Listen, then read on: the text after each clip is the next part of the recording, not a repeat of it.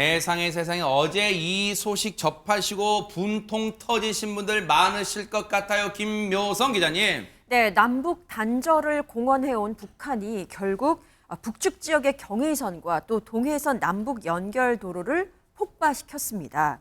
한국 국민의 세금 약 1,800억 원이 투입된 남북 평화의 상징이 한순간에 공중으로 분해되는 그런 순간이었는데요. 영상이 준비됐습니다. 함께 확인해 보시죠. 네네. 개성시의 경계를 알리는 표지판 뒤로 북한군이 이렇게 확인이 됩니다. 잠시 뒤에 커다란 폭발이 일어났는데요. 어머나. 이를 촬영하는 카메라가 멀리 있는데도 흔들릴 정도의 그러네요. 그 충격이 느껴집니다. 경의선 일대 북측 도로가 폭파된 거고요. 그리고 여기는 동해선 일대 남북 연결 도로입니다. 같은 시간에 폭발과 함께 연기가 피어났고요. 북한군이 경의선과 동해선 일대 남북 연결 도로들을 폭파하는 장면이 우리 군 감시 자산에 포착된 순간입니다. 어처구니가 없어요.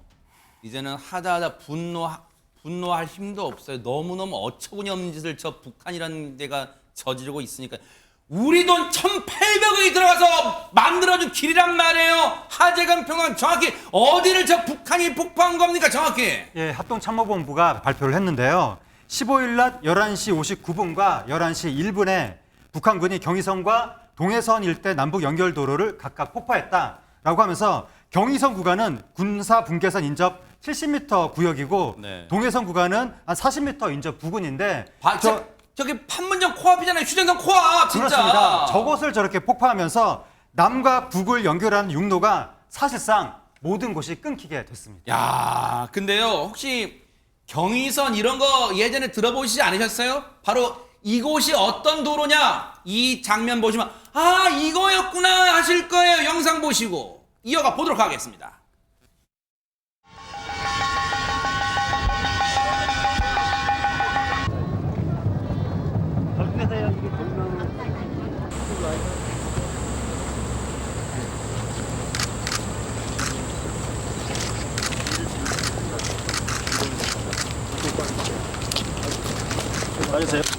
눈에 보이는 것은 아무것도 없는데 여기 있는 이 선이 지난 반세기 동안 우리 민족을 갈라놓고 있는 장벽입니다. 여러분 이제 기억이 새록새록하시. 이곳이었구나. 경의선 도로가 남북을 연결하는 평화의 상징이었던. 그런데 보세요. 이 최준영 변호사님. 네.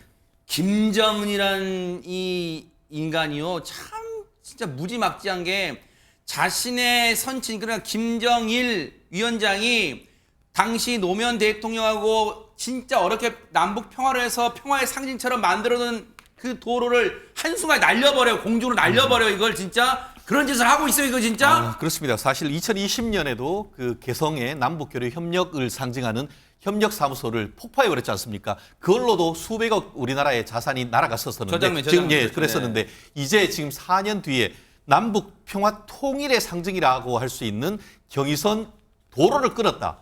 한마디로 선대의 유언으로서의 어떤 평화 통일의 상징을 날려버린 것 아니겠습니까? 네. 결국 아버지 김정일의 어떤 유흥보다도 내 김정은 내 정권의 생존이 더 중요하다라고 판단한 것 아니겠습니까? 최근에 있어서 통일을 헌법에서 삭제하고 더불어서 이 한반도에서 적대적 이국가론을 얘기를 하다 보니까 네. 그에 대한 상징적 조치로서 국민의 대한민국에 강력한 메시지를 보내는 전략 아니겠습니까? 네. 그렇다는 점에서 우리는 한치도 그 어떤 그 북한의 대응에 대해서 소홀함이 없어야 되는 것이고 네. 설령 이와 같은 어떤 통일 포기론, 적대적 이국가론이 해기한다 하더라도 우리나라는 헌법에 영토 조항이 있어서 북한이 우리 땅입니다. 그에 따르는 우리의 어떤 그 안보라든가 국민의 생명, 재산을 지키기 위한 노력, 앞으로 대한민국 우리 정부가 각고의 노력을 가지고 북한을 설득해 나가는 노력도 필요하다고 봅니다.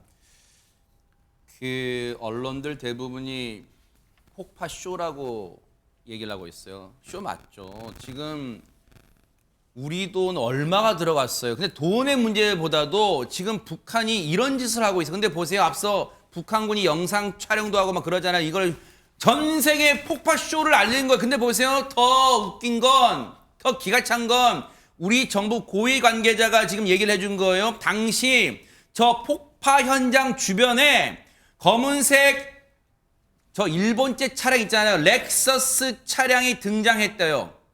이 차량에서 김정은이 내려서 폭파 준비 상태 등을 살펴본 것으로 식별됐다. 이건요, 앞서 우리가 멀리서 폭파 현장, 동해 경의선뿐만 아니라 동해선 도로도 폭파하는 걸 멀리서 찍었잖아요. 거기 보면 그 주변까지도 우리가 다 식별할 수 있는 그 영상으로 찍고 있었다는 게 보였잖아요. 그러면 저 검은색 일본 렉서스 차량이 거기서 누가 내렸고 다 식별된다는 거 아니에요. 그럼 김정은이 뭐 한 거예요? 아마 선글라스 또 끼고 왔겠죠. 선글라스 끼고 와가지고 저 폭파 현장을 보면서 어떤 생각을 했을까요? 이 무지막지한 김정은이요. 여기에 우리 대응은 어땠습니까? 안진영 기자님. 기본적으로 최근 김정은이 하는 행동을 보면은요, 이 말씀하셨던 적대적 두 개의 국가 여기서 계속 이어지는데 최근에 발표한 성명을 보면 전부 다 대한민국이라고 표현을 합니다. 남조선이라고 더 이상 부르지 않습니다. 분명히 다른 국가라는 거죠. 이거를 그래서 보여주기 위해서 계속적인 이런 행동을 하는 것으로 보이고 중요한 건 이런 행동을 보일 때 우리 한국, 대한민국도 제대로 이거에 대한 대응이 필요한데 그래서 일단 이 K6 중기관총 그리고 K4 고속 유탄 발사기로 경의선과 동해선 부근에서 각각 수십 발의 대응 사격을 실시했습니다. 아니 저쪽에서 포를 쏜 것더니 왜 대응 사격을 하냐 물을 수 있는데 북한의 폭파가 이 정전협정 위반에 해당된다는 거죠. 그렇기 때문에 경고 메시지를 담아서 대응 사격을 실시했고 이에 따른 대북 감시체 경계 태세 그리고 화력 대기 태세를 강화한 상태라고 전해졌습니다. 걱정되는 건요. 이걸 놓고 또 정치권은 제각각 해석할 거예요. 남북관계 북면에 경색되는데 책임이 너네 정부에 있었네, 우리 정부에. 그런 거 하지 마세요. 지금 중요한 건 뭐예요? 평화가 과연 그냥 한순간에 화기애애한 분위기로 올 수는 없다는 걸 분명히 보여준 거 아니에요? 정말 지금의 정부가 대응을 진짜 철저하게 잘 해주기를, 정신 똑바로 차리기를 기대를 해보도록 하겠습니다.